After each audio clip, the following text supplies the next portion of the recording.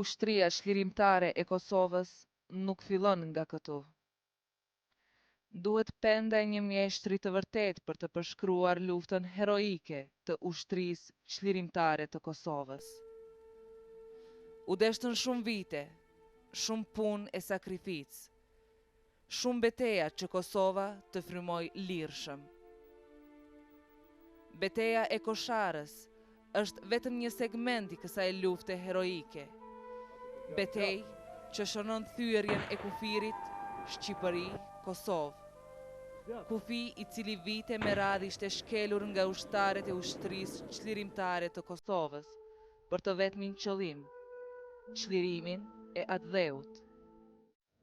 Këtu ishte selia e shtabit të brigadës 138 të ushtrisë çlirimtare të Kosovës, e cila përbëj nga luftëtarët e të gjitha viseve etnike shqiptare.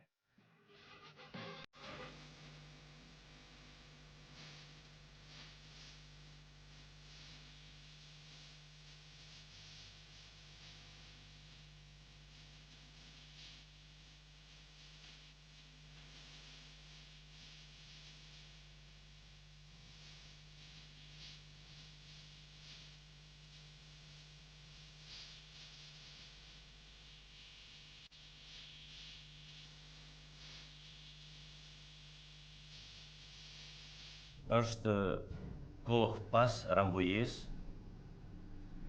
në Shqipëri mbetëm ne grupi i UÇK-s, andaj mbeta edhe unë. Në këtë kohë isha në cilësinë e ministrit të mbrojtjes në qeverinë e përkohshme. Në këtë periudhë testova në një fjalë zonën e Veriut, në cilën nga shtabi i përgjithshëm ishte i caktuar Gjeradin Gashi si komandant i zonës e Veriut.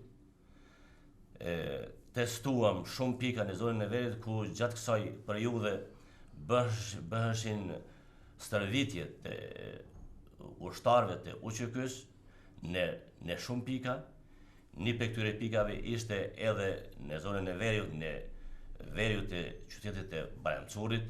Ishin 2 pika në Papaj dhe në Babin, ku si drejtues, komandues i këtyre 2 pikave ishte Rustem Berisha, një oficer me përvojë.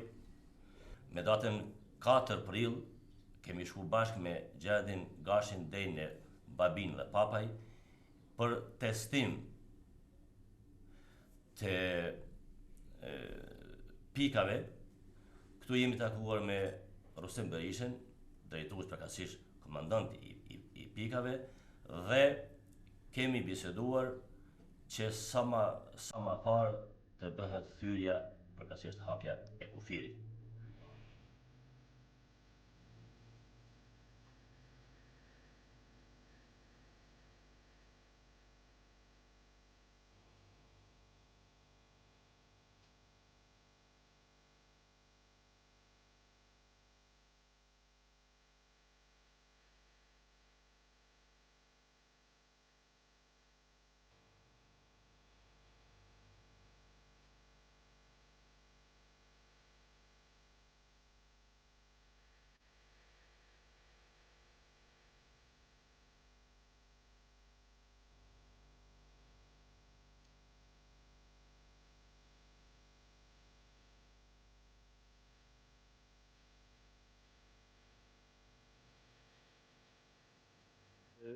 Brigada 138 Agim Ramadani para fillimit të sulmit i kishte marrë të gjitha masat që t'i përgatit kuadrat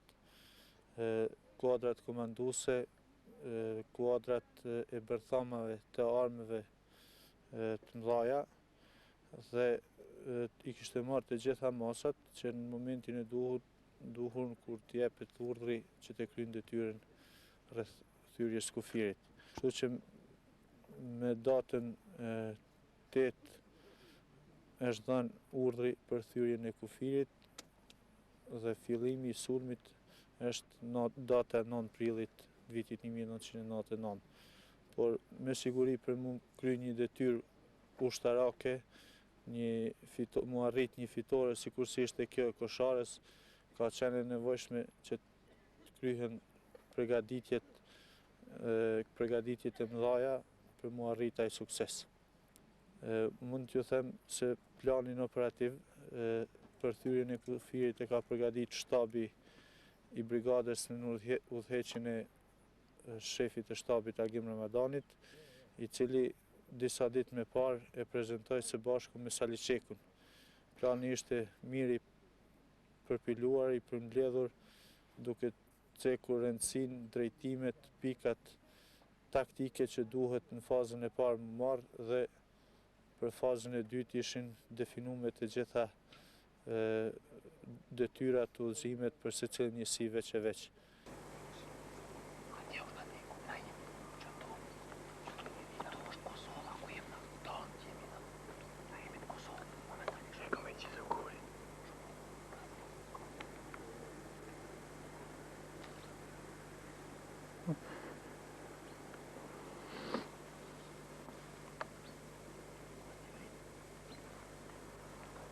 Me datën 8, gjithherë ne bashk bisedim me shtabin e përgjithshëm, edhe me shefin e shtabit të përgjithshëm, atëherë Bisrim Zyrapin, jemi marrë vesh që thyrja e kufinit të bëhet me datën 8.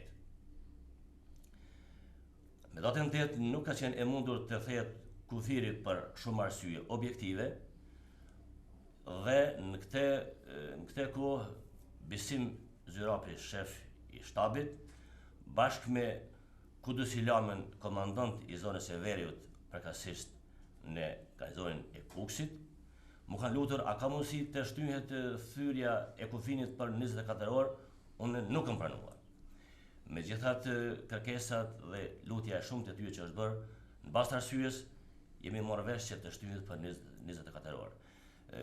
Thyrja e kufinit me urdhër të shtabit të përgjithshëm dhe të Ministrit Mbrojtjes është bërë me datën 9 në ora 3:15 e mëngjesit. Pas vendimit të shtabit qendror që u mor që të pika dhe rajoni Kosharit të sulmohet, do thot nga brigada 138, u vendosi me datë 9 prill. Filluan aksionet, edhe pse aksionet parapërgatitore dhe bajtja e armatimit të këto gjëra i kishin bërë edhe më herët, sepse veç ne ishim në një përgatitje të tillë. Në ora 1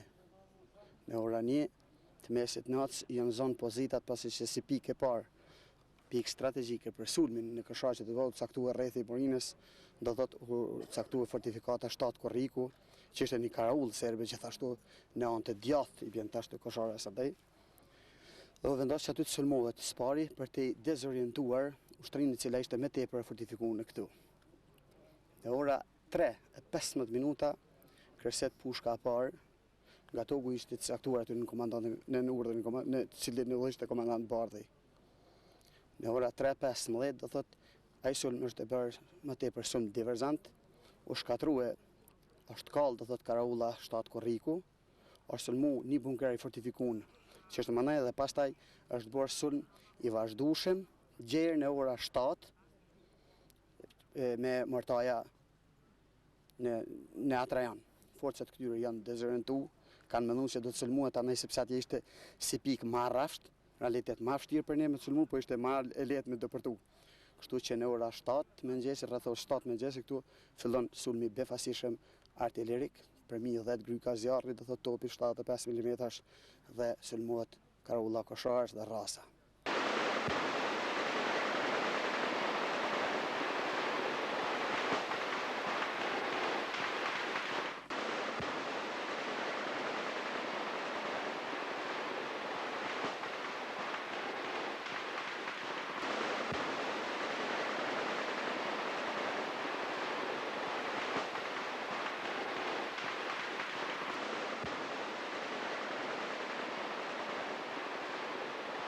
Drejtimi jonë i sulmit ka qenë C-12, kjo gryka këtu proi Kosharës dhe qëllimi kryesor marrja e postës kufitare. Ne me datën 9 prill jemi nisë në drejtimin C-12 dhe kemi ra në mënyrë frontale, domethënë në mes të drejtimeve 777 që ka udhëheq vetë komandanti Agim Ramadani dhe drejtimit 555 që ka qenë ky drejtim këtu. që ka udhëheq komandanti Skender Hasan Xhekaj, komandant Noti, dhe pas marrjes pikës më dominante, pikës më strategjike nga rreja me artilleri, konkretisht me topa 75 mm nga Shënjuz, Besnik Jasici dhe Shkelzen Mataj, është marrë pika strategjike, domethënë rrasa Kosharës, dhe me datën 10 prill në rreth orës 12 e kemi filluar sulmin nga këto pozicione, këtu domethënë te ku është kjo zallina aty, kemi filluar sulmin për marrjen e postës kufitare. Unë kam udhëheq drejtimin i cilën në dokumentacionin tonë është ka qenë i emëruar me emrin 777, kurse në vetë luftetarët i popularizuar me emrin Rasa. Drejtimi i Rasës Kosharës ka qenë dikun gjatësie fronti në fillim afër 3 km dhe thellësie 5 km pas thyrës kufiri. Ishte lehtë komandosh dhe të udhëheqësh në një njësi ku ishte kuadri ka qenë profesional dhe kolegë gjithë kanë qenë e provë ushtarak dhe bashkëveprimi. Në mes të drejtimeve të luftës dhe bataloneve, njësitë e varëse ka qenë me të vërtet nivel të lartë. Ishte koordinimi i zjarrit që me armë kolektive, pikrisht me artilleri, nga vijat e frontit drejtimet e luftës ishin në kuadrë të drejtimit dhe me qendrën me artillerinë e brigadës. Në këtë drejtim dhe në përgjithësi lufta e Kosharës është udhëheq me formulën se e prort do të prind përpara dhe komanda ishte e Jani Pasmeje.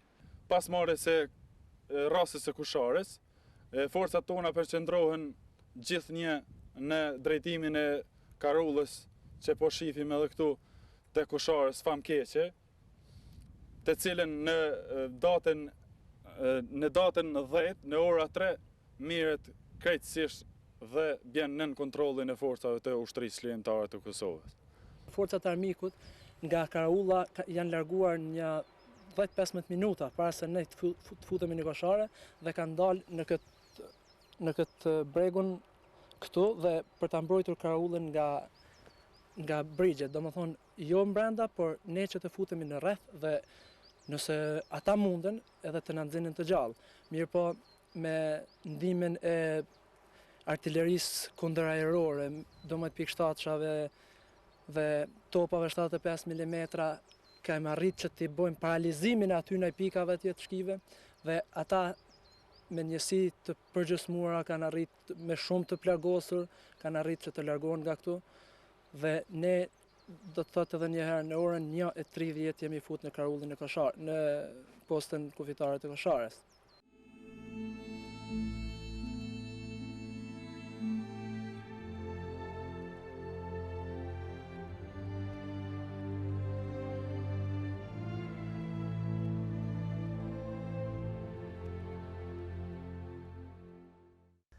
Në thymin e kufinit, marrin pjesë një efektiv solid, mund më thonë rreth 150 vetë, ndërsa ishin të angazhuar në operacion luftarak rreth 85 vetë.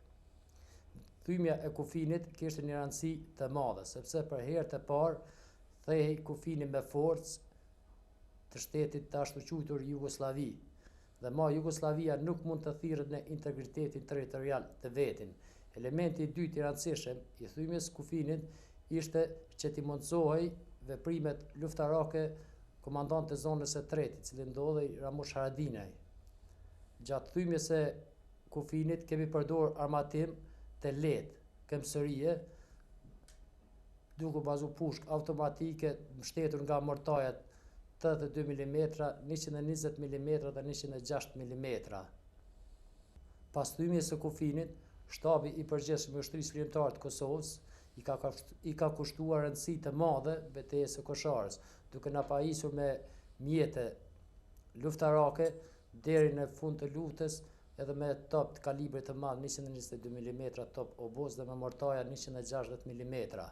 Si dhe ka dërguar njësitë të veçanta për për mbrojtjen e pozicioneve dhe për depërtimin e matejshëm. Sukses i madh që e arritëm për një kohë shumë shkurt, i morëm ato pika që i kishim parapar në fazën e parë, kurse pastaj filluan kundër sulmet e fuqishme që i kishin organizuar forcat serbe, i kishin prur njësit malite që i kishin njësi diverzante, parashutistat njësitë e Erganit, Sheshelit, Mercenart e sa tjera njësi që i kishin speciale në kuadër forcave serbe.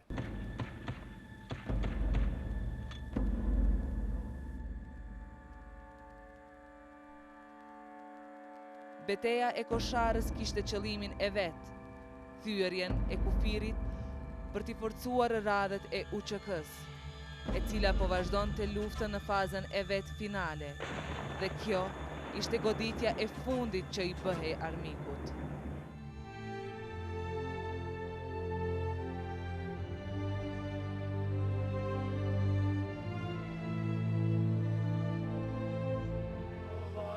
Shqipërin e duar se jam shqiptar, Kosovën e duar se jam kosovar.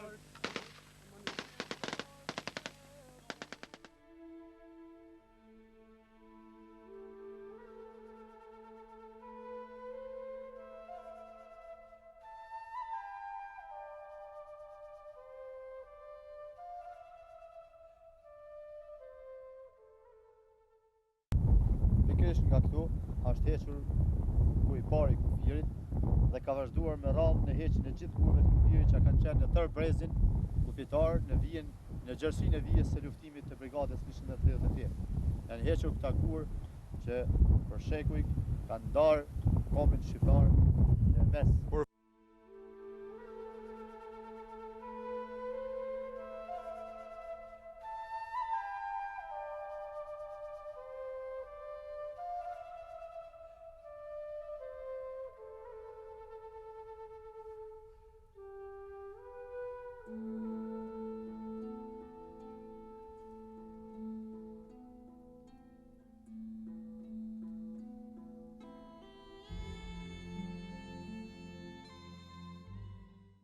Rezultateve të mira që arriti kjo brigadë dhe fal mobilizimit të përgjithshëm që u zhvilluar që u shpall nga shtabi i përgjithshëm i ushtrisë qendrore të Kosovës, shumë shpejt na arritën forca shumë të mëdha, kështu që brigada arriti ditën e fundit të luftimeve të zhvillojë brigadën deri në 2200 luftëtar. Po ashtu vlen të ceket se koordinimi i brigadës 138, e cila ishte në përbërje të zonës operative 3 të Togaxhinit ishte shumë e mirë. Megjithse nuk kishim kontakte shumë të shpeshta fizike, kontaktet tona dhe koordinimi jon bëhet në mënyra të ndryshme nëpërmjet radiolidhjeve, telefonit satelitor, kurirave e tjera. Me datën 4 maj në ora 18 pikërisht kemi ndërmarrë një sulm në drejtimin 777, duke shtyrë forcat e armikut në një brendësi prej 7 km, do thonë prej pozicionit ku kanë qenë ata të pozicionuar. Kundër sulmin, në fakt e kemi bërë në ora 18 në mbrëmje, 27 ushtarë të batalionit 4 të udhëhequra nga une, nga komandanti Uran Shushka, nga Ramadan Gashi, nga Esat Kresniqi, dhe kemi arritur që armikut të shkaktojmë humbje të mëdha. Në vend të ngjarjes, forcat serbe kanë lënë 7 të vdekur. Kemi nxënë mjetet në ndërlidhjes, armatim, eksploziv plastik. Armiku pas çdo sulmit, kundër sulmit që ndërmerke, u kthej me njësi të përgjysmuara, duke lënë pas veti sasi të konsiderueshme të armatimit, municion dhe nuk arrit ke as të tërheq të vranë dhe të plagosurit.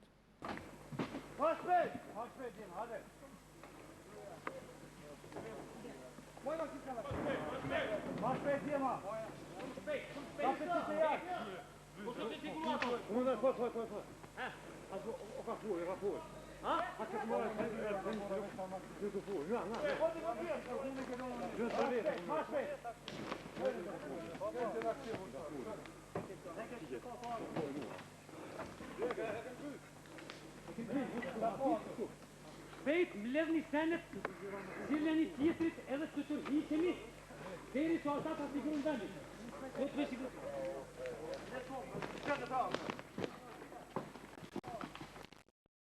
Pravi pozicioneve tona, grupi diverzant i tyre ka qenë i udhëhequr prej oficerit mercenar rus Vitali Bulakin, kështu që me 19 maj, në orën 14, mercenari ka hyrë prapa pozicioneve tona. Rusin e kemi futur në, si them, në sandwich. Ai ka dalë prapa pozicioneve të mia, unë duke shfrytzuar dikun për një 13 minuta i kam dalë ati prapa shpine, nga vjen pra kështu që nuk ka pas gjasa teorike në shpëtu. Për atesha, kush më shërbe në? Pritë, të mund, po. Pa bugetar, Zhërilotski ka qu, ku me ditë kush ka qu? Edhe burrë, edhe perësie, po pëqyme po nga. Ka pas edhe ma shumë rëst vrama, të mora është po këta nuk i lojnë në kufuma, të një tërhekit, ka pas edhe tjetë vrama. Sta s'ka mujtë me tërhek se i shtim shpejt i kemë citë më rrë, ama kështumë. Edhe s'ka pas gjasa mu largu. 10 metra këmë luftu me ta mu? 10 metra. S'ka gjasa më vrama, s'ka një të Edhe se lëshova gjallë, Kështë ishën pregadit, kërtanë, se në mërë ma të me metet. Që e farë me trelezi, me që tona ka gju? Që edhe me dërbi? Që të vishë e këti kinë qafti? Moto e në luft ishte koordinimi veprime mes reparteve, njësisë së topave, martajave dhe me efektive tjera të njësisë dhe batalionit e tjera. Kemi qenë shumë të sukseshëm në luftë, të cilin e kemi realizuar me plot vullnet, me një moral tepër të fortë, bashkëpunim të gjitha njësitë, të gjitha batalionet njëra me tjetrën. Njësitë e brigadës 188 kanë arrit që me hapë këtë kufi dhe i kanë marrë pikat kufitare, i kanë marrë edhe karakollin e parë që ishte në Koshare, që ka për Shërbin ka simbolizu fillimin e një humbje. Ndërsa për neve në Kosovë, jo vetëm Dugagjin, po në gjithë hapësirën e Kosovës, ku na ishim lidhje me zonat e tjera, ka qenë një moral shumë i lartë pas marrjes Koshare, sidomos edhe pas dhënies së lajmit se kufiri u thy, se brigada 188 Agim Ramadani, ushtrisë qeveritare të Kosovës, filloi luftën frontale, drejt për drejt, kundër pozicionet forta dhe serbëve. Mjekët tanë në jetën kohë kanë qenë edhe mjek, po kanë qenë edhe luftëtar. Në disa raste janë ndodhur aq afër pozicioneve, janë ndodhur në vijën e parë dhe për tërheqjen e plagosur dhe ofrimin e ndihmës shëndetësore janë detyruar të përdorin edhe armë. Domethënë, është një fakt i pamohshëm se mjekët tanë i kanë thyr konceptet e disa ushtrive bashkëkohore evropiane. Si i plagosur, do të thoja edhe disa fjalë për shërbimin shëndetësor pranë njësisë, i cili ka qenë i organizuar në nivel të duhur, me gjithë që ka pas të plagosur, shumë ka qenë organizimi në nivel, tretmani ka qenë në nivel dhe mjekët që kanë qenë të angazhuar pranë brigadës kanë qenë gjithni me ne deri në momentin e dorëzimit në për spitalet e Shqipërisë. Ne kemi qenë në pozicione dominante dhe rëndësia e këtij pozicioni apo e kësaj vije fronti flet se këtu kanë rënë edhe komandantet dhe bartësit kryesor të luftës së Kosharës, komandant Agim Ramadani, komandant Sali Qeku, komandant Abbas Thaçi, komandant Shevqet Mustafa e shumë komandant të tjerë të cilët ranë heroikisht mu në këto pozicione. Nga kjo brigad në këtë betejën e Kosharës në altarin e lirisë ranë gjithsej 116 dëshmor, kurse 350 u plagosën lehtë apo rënd.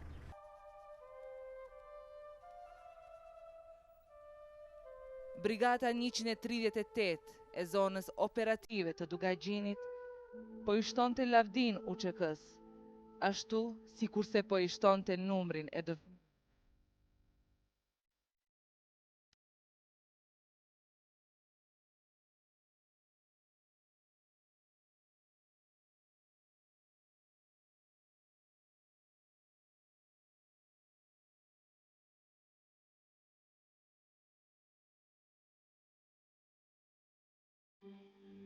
Morali ushtarëve ishte i lartë dhe faktikisht pas vrasjes, pas rënjes së Agim Ramadanit, të gjithë ushtarët janë betuar se aty ku është derë gjaku i Agim Ramadanit dhe i dëshmorëve tjerë ma këmë për shkaut mos më shkel.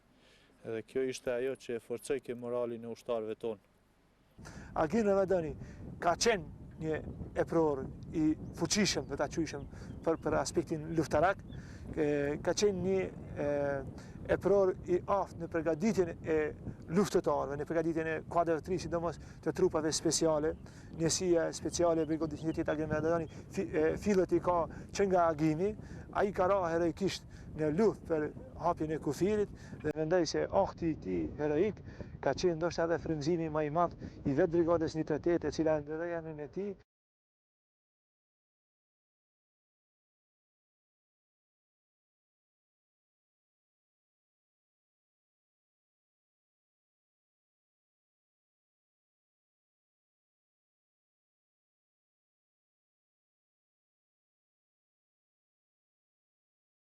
Në varrezat e dëshmorëve në Koshare, ish eprorët dhe luftëtarët e brigadës 138 Agim Ramadani, familjarët e dëshmorëve dhe qytetarët nga mbar Kosova nderojnë ata që ranë për liri. Së pari, ata bëjnë homazhe pranvarit të komandantit Agim Ramadani, e pastaj të dëshmorëve të tjerë, Sali Qekut, Gjemal Fetahajt, Abbas Thaçi, Nikol Dodës, Besnik e Bujaria Siçit, Burim Grajqevcit, Fitim Kukaj, Adem Dahrit, Ali Hasit dhe dëshmorëve të tjerë në mesin e të cilëve edhe shtetas të huaj nga vendet perëndimore.